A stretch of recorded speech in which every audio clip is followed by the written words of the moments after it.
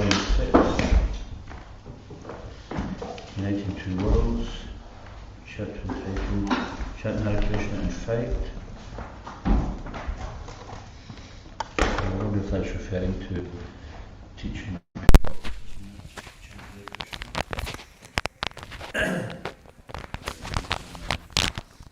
Glasgow street fighters who like fighting, just fight and chant Hare Krishna. But I think it's probably something different.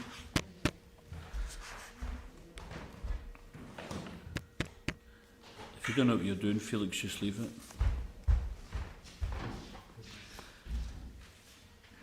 Okay, so this is Bombay, January 9th, 1977. Srila Prabhupada started his morning walk before dawn. He and the devotees knew their way well through Hare Krishna land to the public road, and once off the property, they turned left then right and began walking down the block leading to the beach.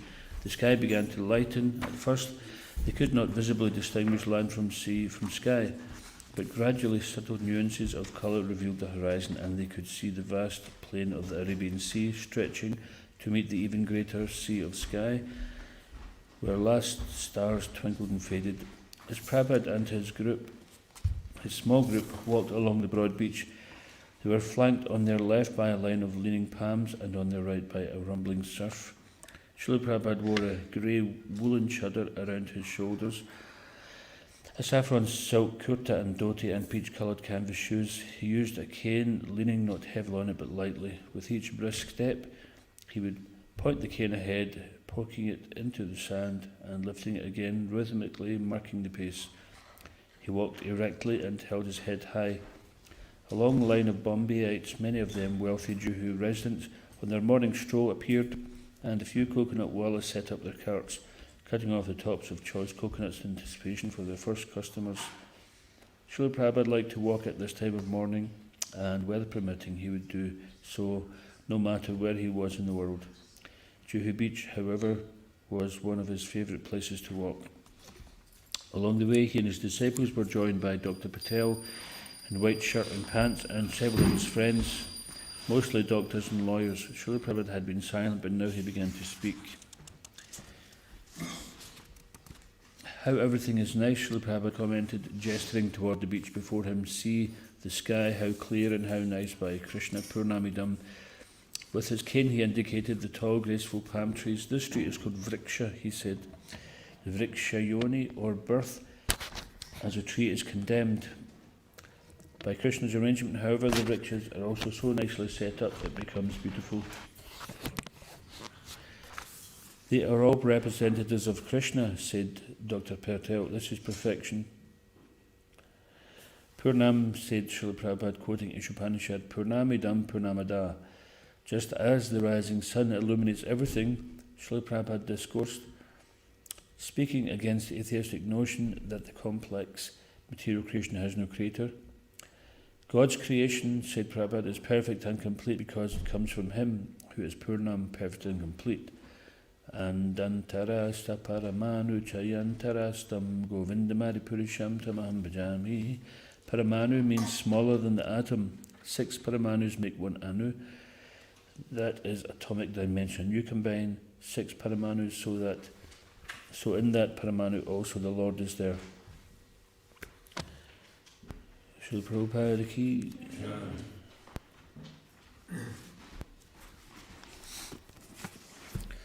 Interesting, Prabhupada saying that taking birth as a tree is inauspicious, and even though it's not a good birth, then Prabhupada makes them beautiful.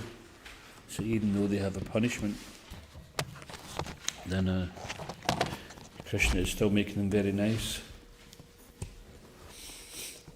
And they can give service to devotees.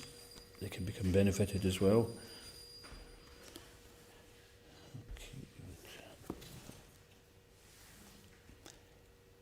Om Namo Bhagavate Vasudevaya.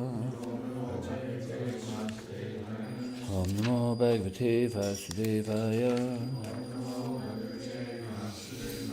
Om Namo Bhagavate Vasudevaya. Reading from Srimad Bhagavatam, Canto 5, Chapter 11, entitled Jad Bharat Instructs King Rahugana, Text 12, Kshetragya Eta Manaso Vibhutir Kshetragya Eta Manaso Vibhutir Jivasya Maya Rachitasya Nitya Jivasya Maya Rachitasya Nitya Avirhita Kvapi Tirohitash Cha Avirhita Kvapi Tirohitash Cha Shuddho Vichaste Hi Avishuddha Kartu Shuddho Vichaste Hi Avishuddha Kartu Kshetragya Eta Manaso Vibhutir Kshetragya Eta Manaso Vibhutir Jivasya Maya Rachitasya Nitya Jivasya Maya Rachitasya Nitya Avirhita Kvapi Tirohitascha Avirhita Kvapi Tirohitascha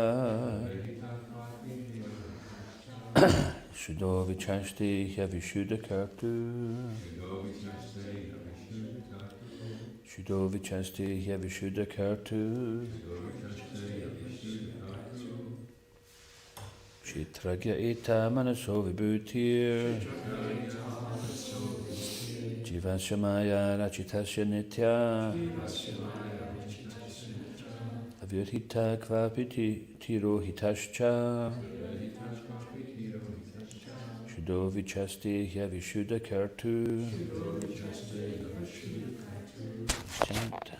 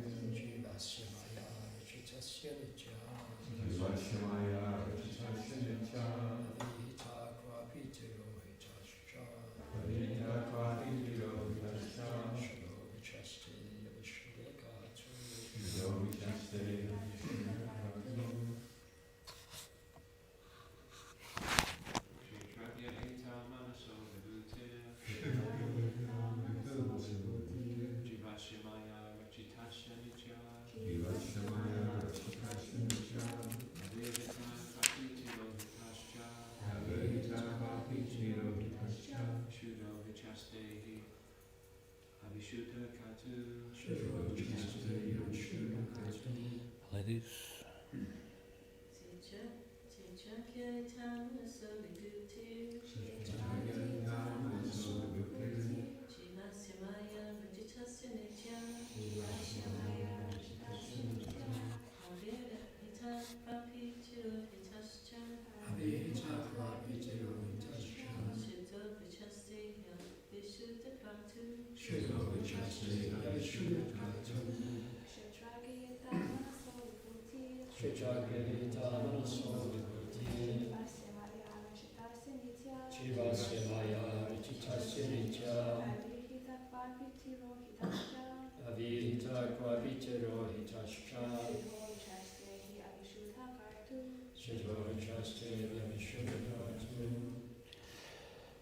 Kshetragya of the individual soul, Eta, all these, Manasa, of the mind.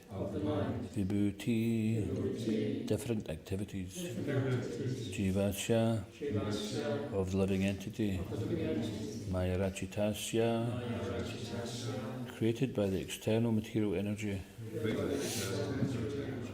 From time, Nitya, from time immemorial.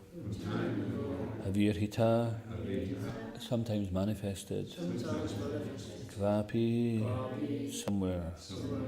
Tirohita cha, and not manifested. Shuddha, purified. Vichaste, sees this. He, certainly. Abhishuddha, unpurified. Kartu, of the doer. Translation. The individual soul, bereft of Krishna consciousness, has many ideas and activities created in the mind by the external energy. They have been existing from time immemorial. Sometimes they are manifest in the awakening state and in the dream state, but during deep sleep, unconsciousness or trance, they disappear. A person who is liberated in this life, Jivan Mukta, can see all these things vividly. Please repeat. The individual soul bereft of Krishna consciousness, has many ideas and activities created in the mind by the external energy. They have been existing from time immemorial. Sometimes they are manifest in the waking state and in the dream state. But during deep sleep, unconsciousness or trance, they disappear. A person who is liberated in this life, Jivan Mukta, can see all these things vividly. So Prabhupada's purport, as stated in Bhagavad Gita 13.3, Kshetragyam chapimam vidi sarvakshetreshu bharata. There are two types of kshetragya, or living beings. One is the individual living being, and the other is the supreme living being. The ordinary living being knows about his body to some extent, but the Supreme Paramatma knows the condition of all bodies. The individual living being is localized, and the Supreme Paramatma is all-pervading. In this shloka, the word kshetragya refers to an ordinary living being, not the Supreme living being. This ordinary living being is of two kinds, Nityabada or Nityamukta. One is eternally conditioned and the other eternally liberated. The eternally liberated living beings are in the Vaikuntha Jagat, the spiritual world, and they never fall into the material world. Those in the material world are conditioned souls, Nityabada. The Nityabadas can become liberated by controlling the mind, because the cause of conditional life is the mind. When the mind is trained and the soul is not under the mind's control, the soul can be liberated even in this material world. When it is liberated, one is called Jivan Mukta. A Jivan Mukta knows how he has become conditioned, therefore he tries to purify himself and return home back to Godhead. The eternally conditioned soul is eternally conditioned because he is controlled by the mind. The conditioned soul state and liberated state are compared to the sleeping, unconscious state and the awakened state.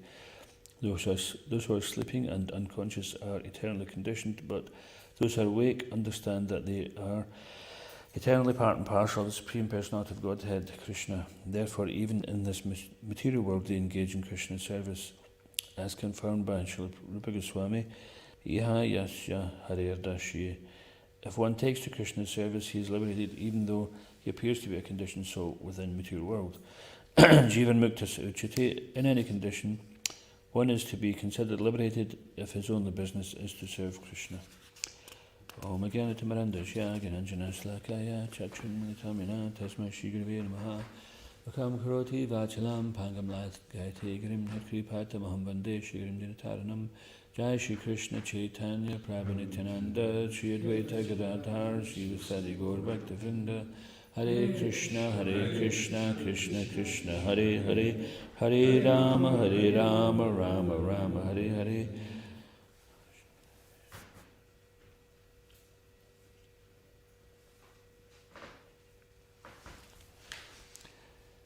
The individual soul bereft of Krishna consciousness has many ideas and activities created in the mind by the external energy.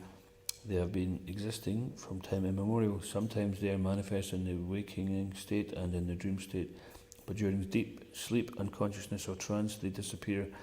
A person who is liberated in this life, Jivan Mukta, can see all these things vividly.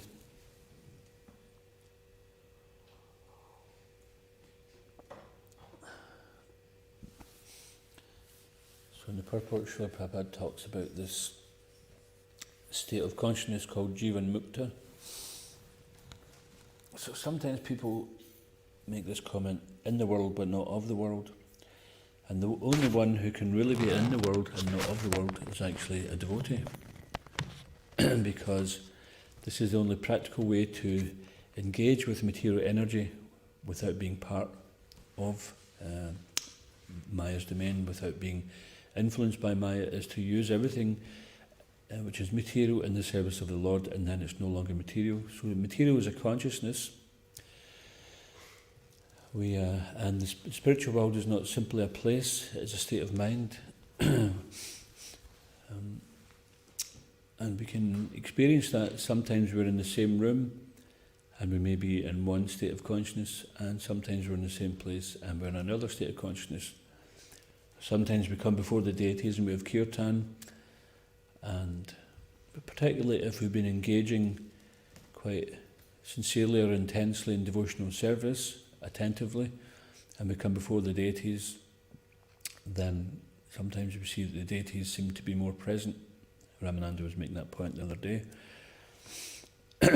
So this is the way to actually become, to see the Lord, is that we act in such a way that He will see us and then He will reveal Himself.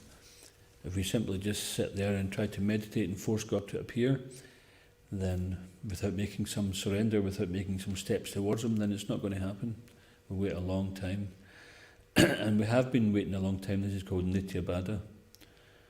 Nitya Bad Boys. So Bada means conditioned. Nitya means eternal. So eternally conditioned, and Srila Prabhupada explains, doesn't mean that we had never been free from this condition. He says it's been so long that it's since time immemorial that we cannot trace it. That we've been in the material world for such a long time that we accept the material world with so much affection, even though Maya treats us so roughly. Sometimes when Krishna treats us roughly by his embrace, or a devotee points something out which is good for us and we don't take it very well, then we might complain, but we don't complain when Maya's kicking us life after life. In the time of death, we're not complaining that we're having to go through this terrible experience, or again birth.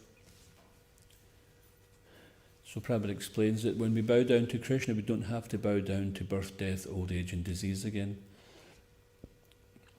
And Krishna explains, for one who is born, death is certain, and for one who's died, birth is certain, unless one can get the mercy of a pure devotee and become Jivan Mukta. So this is what Prabhupada is giving us. This is what the Parampara is giving us. This Krishna conscious movement is giving us the opportunity to be Jivan Mukta, which means that even within this body, within this material world, we can be liberated. And it's very simple, that we just simply engage all of our senses, engage our mind in devotional service. And by doing that, our mind becomes our friend. So our mind is basically just playing back what we put in there. Just like back in the days when we had cassette tapes. You wouldn't record one song and expect a different song to play back. Or perhaps on CDs or whatever kind of medium we record things. So if we're doing some activities which are contrary to the laws of nature, which contravene the laws of nature, we can't expect the law of nature to give us back something auspicious. If we're creating inauspiciousness for other living entities, we can't expect that we're going to get good luck coming in our way. Interesting, this word luck comes from Lakshmi Devi, good fortune. And so people unwittingly, they do actually believe in some kind of good fortune. And this Lakshmi Devi is the goddess of fortune. And she's especially pleased when we serve Vishnu, because Lakshmi and Narayan, Lakshmi and Vishnu, they are inseparable. If we try to enjoy Lakshmi on our own, or material opulence on our own, without Krishna, then we may do something material to get that reward, but it will be flickering. That's another name for Lakshmi, is Chanchala. In Gujarati they call her Chanchal Ben. So this Chanchala means flickering, which means that she'll never rest in one place. The only place she'll rest is at the lotus feet of Lord Vishnu, where she serves them eternally. So if we want to have good fortune in our life, even materially, then it makes sense to be a devotee of Krishna. But just as Dhruva Maharaj, he had some desire to have a great material enjoyment. Even he wanted a kingdom greater than Lord Brahma's, who was his great-grandfather. And because he felt insulted, then he went to the forest to perform great austerities, 5-year-old boy. Being the son of the maidservant of the king, then he'd heard, he actually was the son of the king. The king had more than one wife, and one of these wives was quite envious that Dhruva Maharaj was trying to climb onto the lap of his father, the king, and she scolded him and told him, "You're not fit to be on the lap of the king." And she derided him, and he got upset, and he decided he was going to show her. And because he had been in the court of the king, then he understood from the conversations with the king and the sages that the sages would go to the forest and they would meet Vishnu, and Vishnu would fulfill their desires. Of course, the sages' desire was spiritual, they would have all their desires fulfilled, because when you see Krishna, then you're seeing that which is the origin of everything, and there's nothing beyond that. So there's nothing incomplete when one gets the actual darshan of Krishna. So he went to the forest, performed great austerities. Narada Muni appeared on the scene, gave him initiation, gave him the mantra Om Namo Bhagavate Vasudevaya. He was chanting for this for a long time, and he was performing such austerities that Lord Vishnu appeared and gave him some benediction. He said, "Okay, I understand that you want something." He said, "So I'll give it to you." And he says, actually, he became dumbstruck. He couldn't speak when he seen Lord Vishnu. He was so overwhelmed by Lord Vishnu's beauty and presence that he couldn't bring himself to speak. So the Lord touched his head with his conch, and then he had the power to speak wonderful prayers which we can read in the Srimad Bhagavatam. And he said, "My dear Lord, I was looking for some pieces of broken glass, but in you I found the priceless gem." So he realized when he got the Lord, although he had a material desire he wanted fulfilled, when the Lord gave him his darshan, he no longer wanted the material desire fulfilled, but Krishna gave him it anyway. So sometimes this is the case with the devotees. We may have some desire, and Kama Sarva Kamo Vamoksha Kama Daradi Tivrine Bhakti Yogena. What's the last word, Raghunath? Purishamparam. So although as devotees we're thinking we shouldn't approach Krishna to fulfill our material desires, and that's something we should certainly be working on, but nevertheless it's said in the Shastra that whether one is free from all material desires, akama, sarvakama, full of all material desires, or desires liberation, or whatever we desire, then we should by all means approach Krishna, because he is the only benefactor anyway. By approaching demigods, then they can give some benediction, some temporary benediction, but they're getting that power from Krishna. So when we go to Krishna, and sometimes this is a problem for demigod worshippers when they come to Krishna consciousness, if they have a family deity, or they're accustomed to worshipping demigods, and then they understand that Krishna is the supreme and it's not required to worship demigods any longer. They think, "Oh, but I've been doing this for so long, I might offend the demigod." But actually the opposite is true, that they would please the demigod by worshipping Krishna.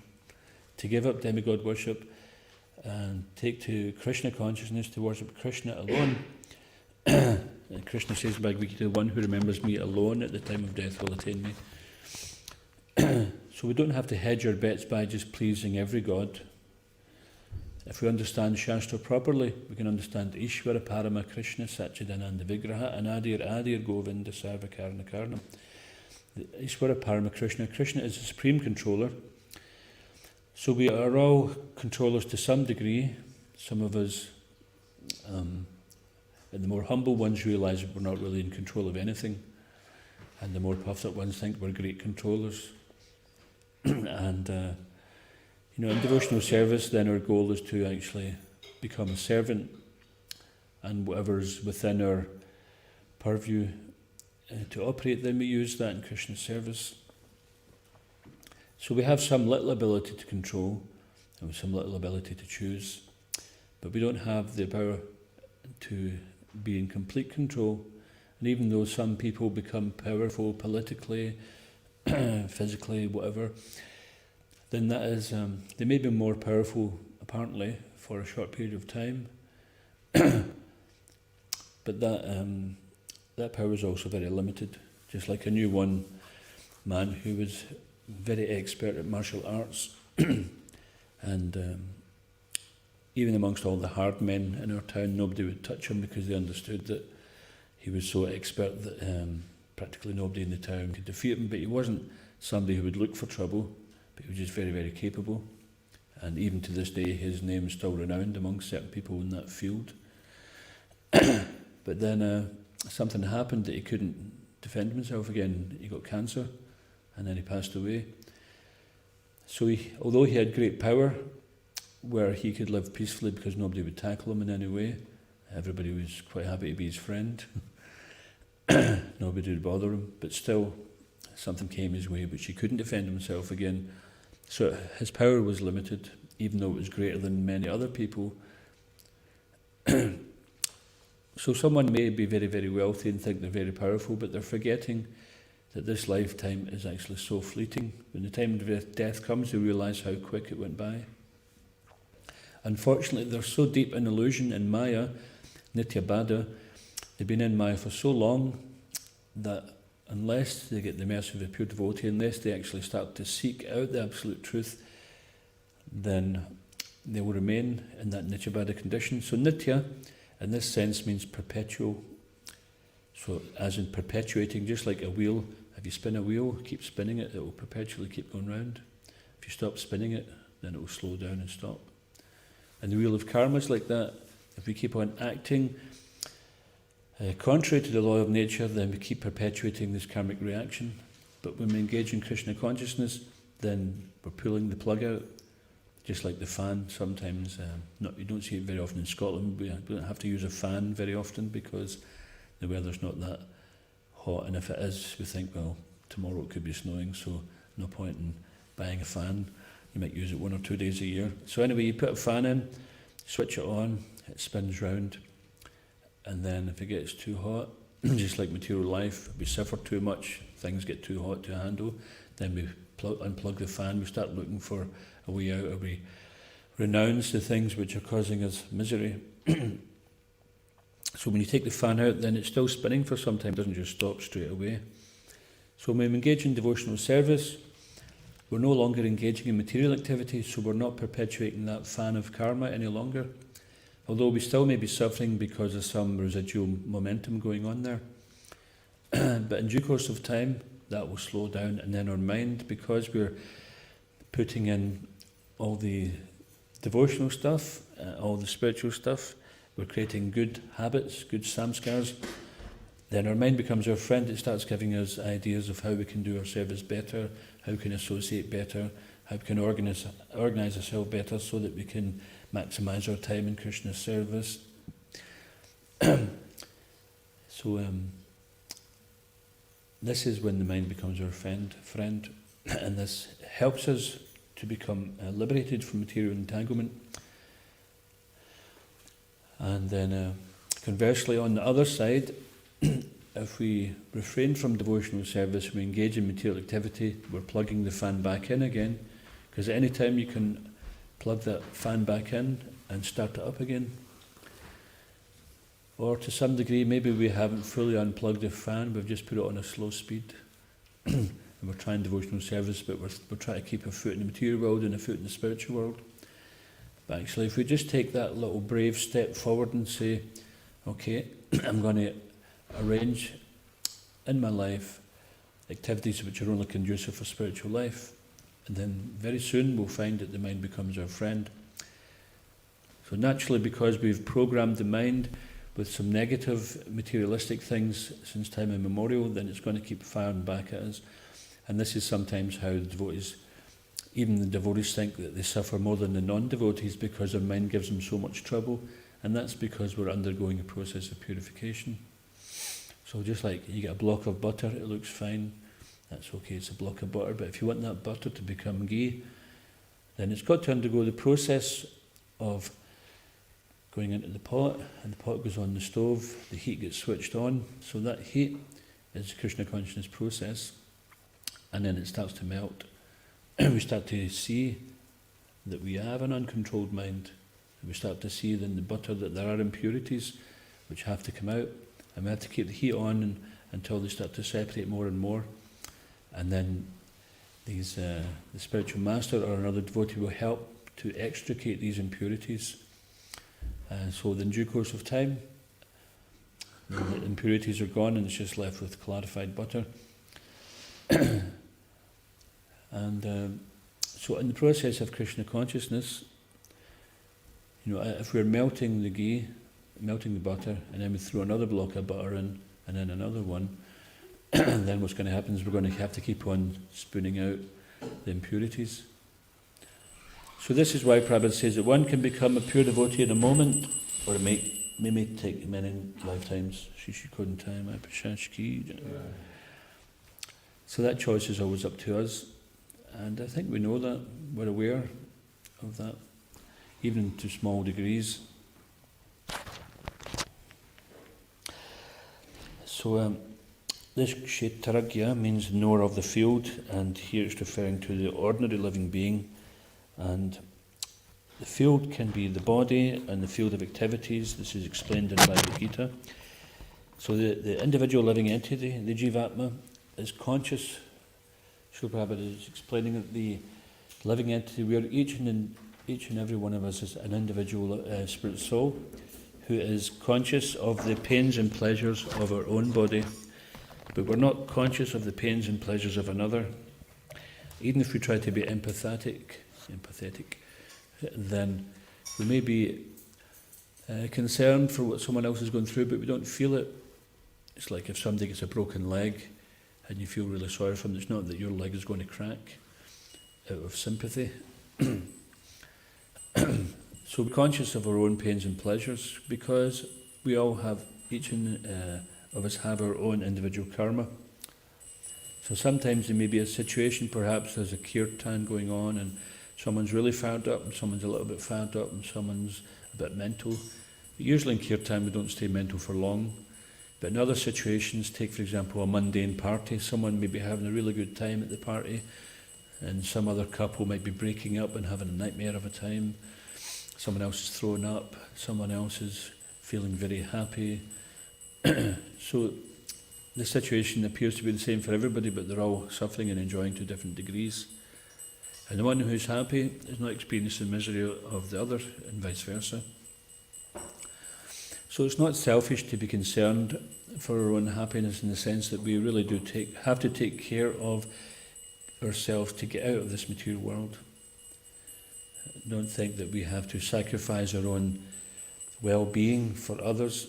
There's one time that we did a nice program in Glasgow in the exhibition centre, Scottish Exhibition Centre, and it was called the Om Yoga program, and we put some marquee up, and we were doing with a gift shop as well, and many people were coming to our area, and it was considered to be like the life and soul of the festival because it was something which had value and people didn't feel like it was just a commercial enterprise.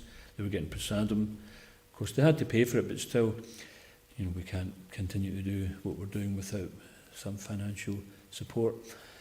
So people were getting lovely gifts, they were getting henna, they were getting prasadam, and they were getting kirtan and getting some japa as well. So this was adding some spiritual wealth. So we were getting people to chant.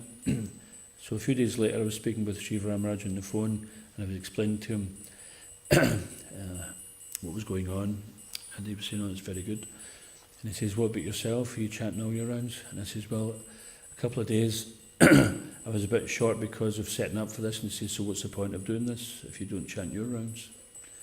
And I thought, this is actually really nice, that although preaching is very important in the Krishna conscious movement, Maharaj was concerned for those who are practicing it already. They shouldn't sacrifice their basic sadhana for the sake of trying to give it. He says, if you're not doing it yourself, what are you going to give to others? So this is an important thing, is that we have to, just like if you fall overboard on a ship and you're a strong swimmer, then you can maybe save someone else. But if you're not so strong, you have to save yourself first, or else you go to save someone and both of you will drown. So therefore, if we're not so strong, then we have to apply a lot of good sadhana, a lot of good regulation, and then automatically our spiritual strength will increase. So this means we have to have adequate sleep. We have to feed ourselves. We shouldn't be performing some unnecessary austerities by thinking we can conquer sleep simply by setting an alarm after 2 hours of sleep and think that we're going to survive like that. You know, this is dangerous for ourselves physically, mentally and spiritually. When we don't get enough sleep, our mind becomes well out of control, and then when the mind's out of control, it's not possible to practice Krishna consciousness properly, peacefully. So we have to get enough sleep. At the same time, we shouldn't take too much sleep. If we take too much sleep, we get into the mode of ignorance, and then the mind also becomes dull, the intelligence is dull, and when we try to engage in devotional service, then if someone points out that we're in a mode of ignorance, then we become angry. This is the mode of ignorance, then transforming into the mode of passion, which is sometimes an improvement, but you might risk Vaishnava aparad. So we have to balance ourselves so that we get adequate sleep, not too much, not too little. Sometimes we can, if we're not sure what is enough and what's too much, then we could go with what Prabhupada says is 6 hours sleep, and if we're still finding we're tired, then we can approach other authority and ask if we can get a little nap here and there. So the idea is to gradually reduce the bodily necessities, but if we do it too quick, then the mind will react. The mind's not ready for it, so we've got to do it in such a way as we pace ourselves and purifying the mind at the same time. And also, sometimes devotees, they make some unnecessary austerities by fasting on occasions when it's not required. Now, if someone's fasting for health reasons and they can do that without it disturbing the mind, that's one thing. And we should fast on special festival days because we get a lot of benefit from that. And we should do that according to our ability. If our mind is becoming unfavourable, then the thing is we always have to try to keep it favourable. But we should try to do some austerity for the pleasure of the Lord.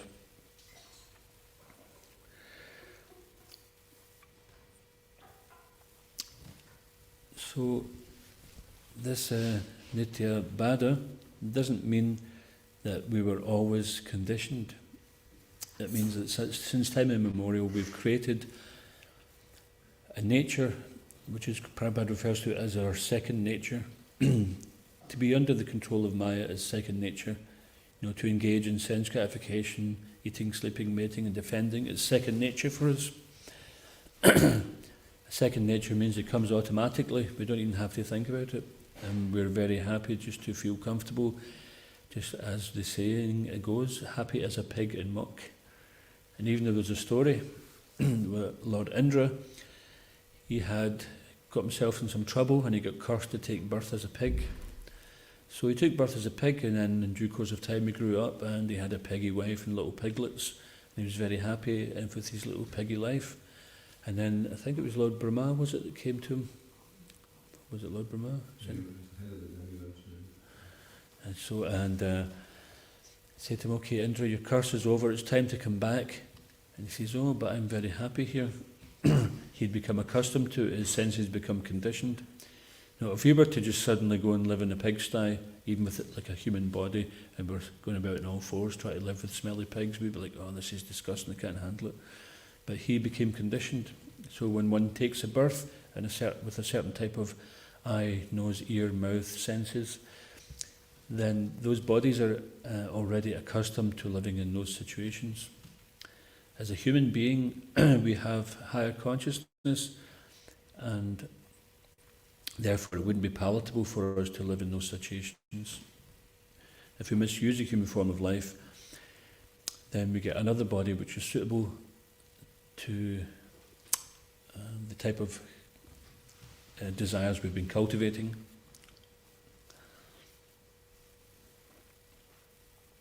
So Lord Brahma convinced him that he should give up his hog's body and come back to the heavenly planets where he was the king of heaven.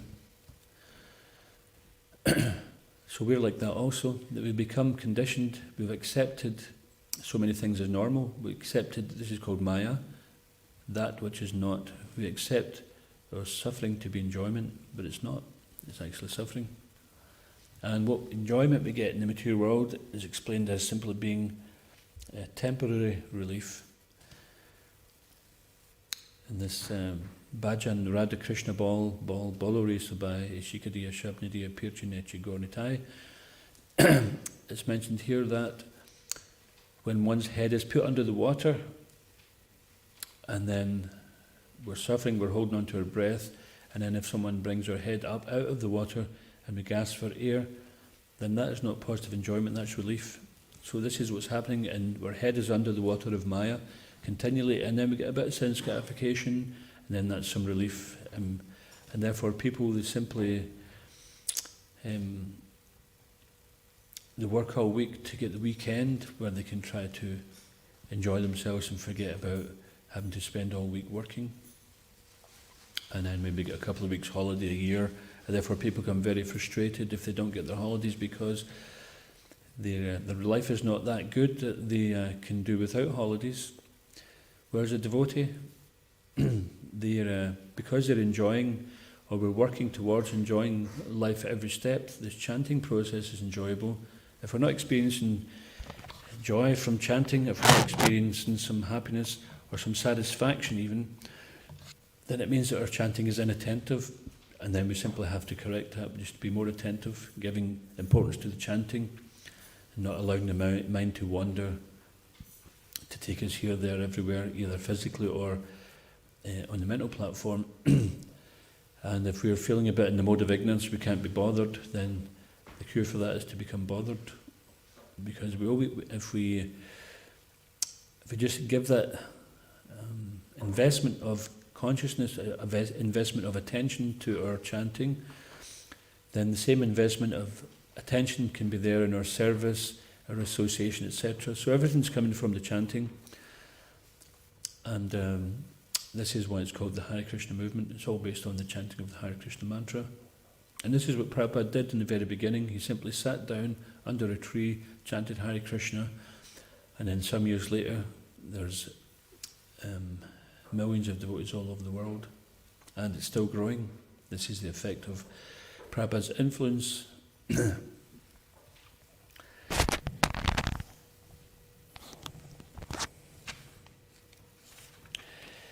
So the Nitya-baddhas, the eternally conditioned souls, they don't have to remain Nitya-baddha. It's not like, oh, that's me stuck. I can never become anything other than just an eternally conditioned soul. No, we take to Krishna consciousness, and then that second nature, we realize is our second nature. It's not our first nature. It's not our real nature. Our real nature is pure, free from all material desires, free from this bodily concept life. It is beyond the gross and subtle elements of the material world. We are the conscious living spark which has given life to this body. And when we remember Krishna, remembering Krishna, so the process of devotional service is beginning with Shravanam, Kirtanam, Vishnu Smarnam. So by hearing and chanting, we remember Krishna. So remembering to us in the conditioned state is one thing, but when we become totally purified, remembering means that we realize, actually, I was never conditioned. I was just temporarily covered. And just like the fire, sometimes there's too much smoke and you can't see the fire. But in due course of time, if that fire keeps going, then the smoke, and that which is causing the smoke, will disappear, and then the fire will manifest. Or as the embryo is covered by the womb, in due course of time, then the child will come out, won't be covered by the womb any longer. So we keep to this Krishna consciousness process, then undoubtedly, then the coverings of material energy, which are conditioning us, will drop off bit by bit. And all we have to do is just continue with the process. In due course of time, then all the miserable experiences we have connected with this material world will no longer exist, even within this material world. So just to share that one time Srila Prabhupada, so there's many qualities of a pure devotee. Swarup Maharaj wrote about 26 qualities of a devotee. So there's many qualities, and one is that he's grave. So Prabhupada would often, out of compassion, then he would mention, he would appear to be very grave.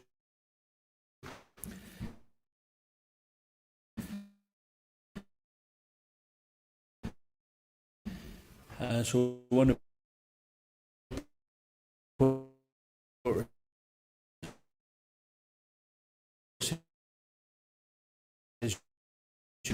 you don't look very happy. That's immediately. So we on that platform, maybe our long face is just because we're a bit miserable. But in due course of time, then that will be there for us too. That even within the material world, Prabhupada showed us that one can be experiencing great bliss. And then the only misery for a devotee is dukkha dukkhi.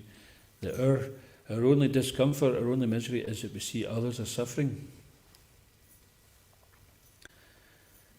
And then we want to do something to help. Compassion comes. So this process of chanting Hare Krishna is a simple process for remembering Krishna and transferring from Nitya Bada to Nitya Siddha or Nitya Mukta. Does anyone have any questions? Yes. When Srila Prabhupada says one can become a pure devotee in a second, what does he mean? Is that just basically means, if you engage in devotional service and you're a pure devotee, or does that mean like... For me, I feel like it's not that easy to become a pure devotee. Like it takes time because we've got so many anarthas that we need to get rid of. So like I don't see that. Yeah. So it's just a question of just coming to that point where we decide that's it, I've had enough. When we're, as Prabhupada explains, when we're materially exhausted. So we're not yet materially exhausted, so we've not come to that point where we're completely ready to just leave it all behind. So at this point in time, then what we're doing is we're advancing in increments, and that's also bona fide. It's not that until you come to the point where you can just give it all up immediately. It's not this waste of time. No, we're preparing for that point. We'll come to the point where we can say, okay, I've had it with this material world. There's nothing here for me. I don't want to be part of it any longer. And that's gradual purification. But it does speed up when one takes a spiritual master who takes your karma, and as you take his instructions seriously and put them into practice, then it does, you do make more rapid advancement. And until then it's considered that we're simply ploughing the field. So before you plant a seed in the field, then you would prepare the soil first of all. You wouldn't just throw the seed. If you just throw the seed into a field which is a bit of a mess, then there's not much chance of things taking up, if there's so many weeds there, etc. But if you take time to turn over the soil, remove the weeds, etc., and then carefully, when it's ready, then you can put the seed in. So the spiritual master, when he gives us initiation, he gives us the holy name, he's planting the seed of bhakti there. And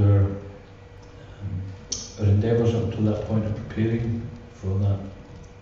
And definitely this is how one can make advancement. In Kali Yuga it's difficult to make advancement, practically impossible, simply by our own endeavour. If if we think, well, I'll just chant Hare Krishna, I don't need a guru. So Prabhupada says, just chant, be happy, I'll just do that, that's fine. But he says so many things as well. One should approach bona fide spiritual master, inquire submissively in service, self-realized soul can impart knowledge unto you because he's seen the truth. I don't know if anyone's ever experienced, I'm sure some of you have, is that you can have many doubts in your mind, and then when you go before some advanced devotee, your spiritual master or another advanced devotee, and then all the questions and doubts that you had, they just seem to vanish. Sometimes you can experience that, and you think, well, I better ask a question anyway, because when I leave the room they'll come back again. So even sometimes the physical presence of the spiritual master or another similarly advanced devotee, his god brothers or any other devotee who's been practicing for some time, sometimes that actually helps to give us faith. So of the Vapu and Vani physical association and the association of the instructions of the spiritual master, then Vani is more important. But Vapu does also have its place in the sense that just being in the presence of a pure devotee. But that itself is not something which we can depend on, because the pure devotee, just like Prabhupada in his lifestyle, when he came to the West, he observed his 70th birthday on the boat across, so by the time he came to the West he was 70 years old. So he knew his time was short, therefore he put a lot of effort into providing all these books for us. That was his main concern, is to get these books translated and distributed. So he knew time was short. I forgot what was wrong with that. They didn't have time to give association. Yeah, that's right. So, and many of his disciples didn't get much association with him, and some didn't get any. But even devotees like ourselves, we never met Prabhupada, we're not initiated directly from him, but we don't feel as if we don't know. By reading his books, by following his teachings, then this is how we get to know him. And this is actually the more important thing than just physical presence.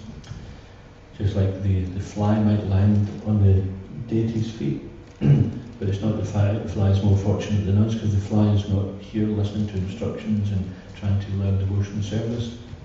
They're certainly getting mercy, and if it happens to die in front of the Lord, then it'll get a human form of life next time. But, so don't become disheartened that we can't become a pure devotee immediately, because the time will come when we have decided, finally, I'm exhausted with this material world, I don't want to pursue material life any longer. And so that comes by cultivating knowledge. But the knowledge is not just theoretical knowledge, it's put into practice. So we can have so much theory, but when it comes down to putting it into practice, it's like we can read about association of devotees, it's nectar, blah blah blah, and then we think, oh yeah, it might be nectar, but not with these ones are annoying me. But what it's highlighting is that we're intolerant, we're impatient. So Krishna is saying, this is something you need to work on. You need to be able to tolerate all sorts of difficulties. If we're going to become compassionate, we have to actually be able to tolerate other people, otherwise we won't be compassionate. And that's why Krishna, one of the early instructions he gives in Bhagavad Gita is learn to tolerate without being disturbed. So sometimes we can tolerate, but we're actually disturbed within. We might not say something or do something in reaction, but mentally we're disturbed. We carry that on for some time. So there's so many wonderful devotees giving so many lessons and courses who can help us to understand how to put these into practice. And Srila Rupa Goswami explains in the Nectar of Instruction that patience is one of the qualities which is required for success in devotional service. So, and if we think, well, I need to be patient, but I don't have any patience, we don't have any option. We just have to be. We just have to wait. And when Krishna is ready, he'll say, okay, your time's up, come back. Mother Yamuna gave a class to us as Bhaktas. I wasn't a Bhaktin in this life. But the point she made was, whatever happens, don't leave ISKCON. Now, ISKCON doesn't just mean the temple, ISKCON means the loyalty to sticking to Srila Prabhupada's instructions, the Guru Parampara, practicing whether we're at home or in the temple, whatever situation we're in, then don't leave ISKCON, because guaranteed you'll be going back home to Godhead if you just follow Prabhupada's instructions. Which is, no matter how difficult things become for you or any situation around you, just have faith that Prabhupada will deliver you. Okay, anything else? Can we finish? Okay, I'll take the questions because it has to, but we'll be quick with that, sorry. Okay. Well, just to comment about it, in the Siddhavaka Chintamani also the point of being a pure devotee comes up. And sometimes a new devotee is practicing a higher caliber of devotional service than an older one because his faith isn't mixed. And Prabhupada, one time he was asked how many pure devotees are there in ISKCON, and Prabhupada turned to his servant and he said, how many devotees are there in ISKCON? And he said, at that time, I don't know, 300, and Prabhupada said, we have 300 pure devotees. So, just like a mango will potentially be a very sweet mango. So you could say, well, how many mangoes have we got? And you could say 30. Well, there will be in due course of time. It may be green right now, but eventually there will be. So if a devotee joins and he has pure faith, then he's qualified, even if he's a Krishna, and he has many material desires, he's still considered, because of his pure faith. In that sense, he's a pure devotee, because potentially he will.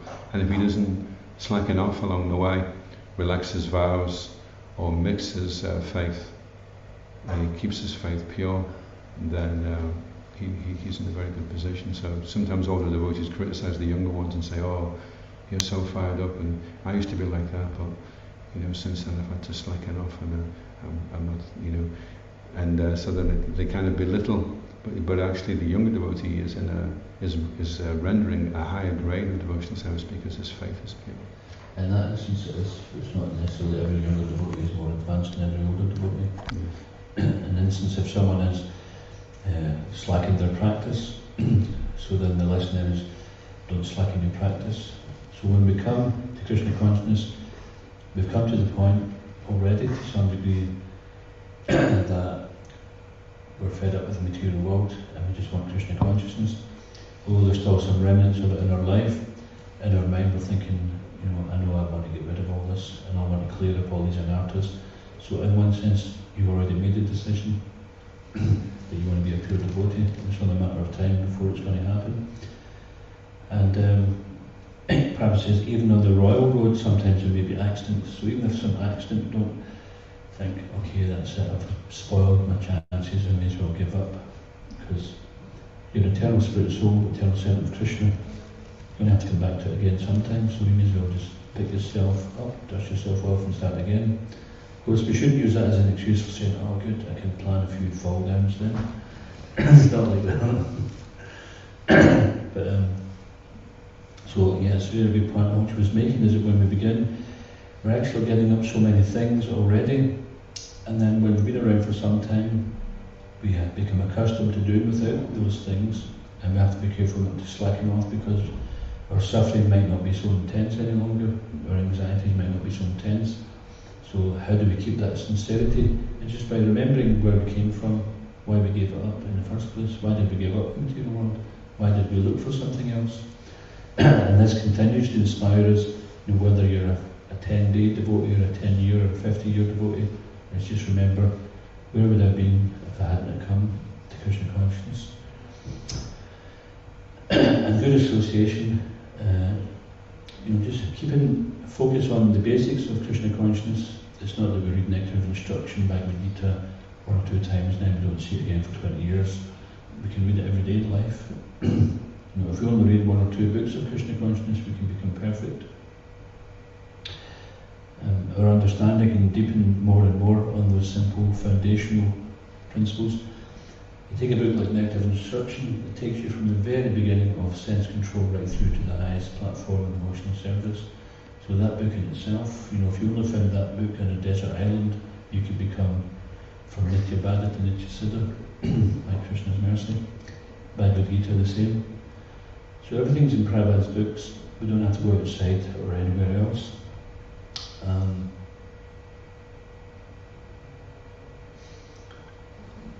But so one point which is very important is the things which are favourable for devotional service. If we learn those, like keeping good association, avoiding bad association, asat sanga tyag.